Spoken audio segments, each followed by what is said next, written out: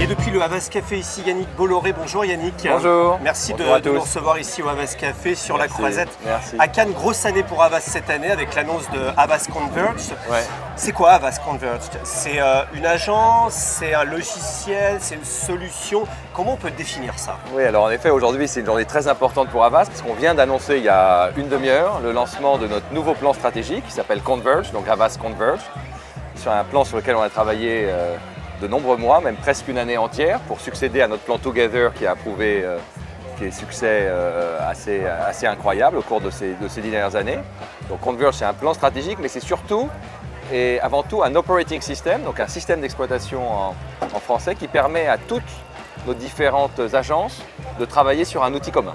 Donc si vous voulez, nous on a toujours promu la collaboration, donc nos équipes créatives travaillent avec les équipes médias, avec les équipes de production, de customer experience, de PR, etc. Mais chacun avait leurs outils, leurs propres outils.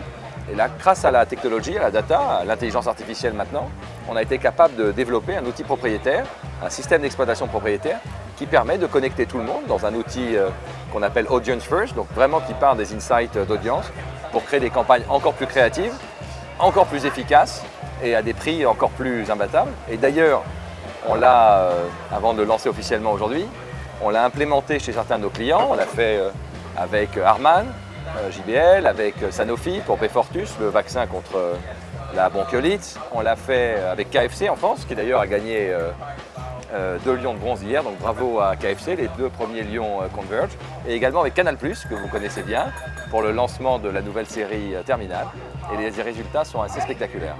Qu'est-ce que ça change dans le travail au quotidien, un outil comme celui-là finalement? Ça change beaucoup, donc là il y a un gros travail de training pour vraiment entraîner toutes nos personnes sur ces nouveaux outils, qu'ils apprennent à l'utiliser, le maîtriser, le comprendre, qui va leur apporter beaucoup plus d'efficacité dans leur job quotidien.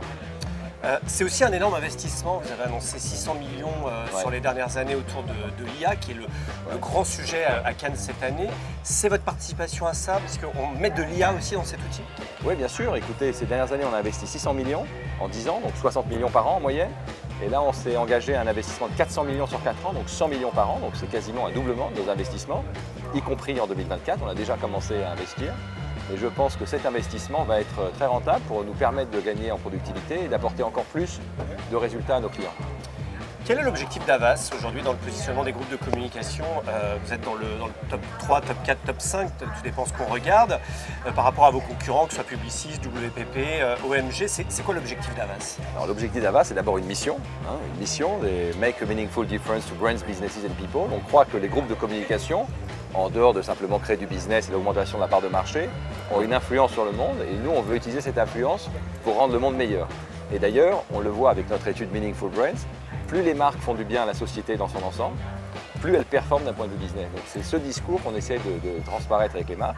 Et pour y arriver, on utilise tous les différents outils, dont la créativité, parce qu'on est convaincu que la créativité reste l'élément de différenciation majeur pour une marque par rapport à ses concurrents.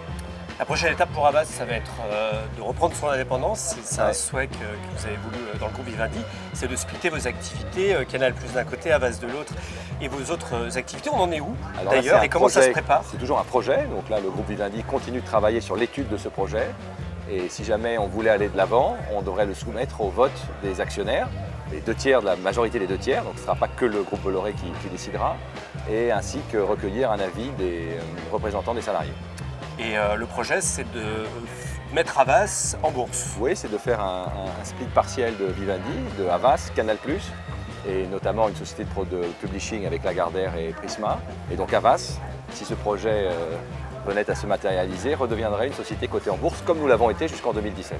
Quelle est votre vision des Cannes Lions cette année? On a l'impression que c'est vraiment une année très business, cette année où vraiment c'est là que ça se passe. Oui, alors c'est un festival qui a beaucoup changé depuis 10 ans. C'était purement un festival de créativité quand j'ai commencé à venir il y a une dizaine d'années.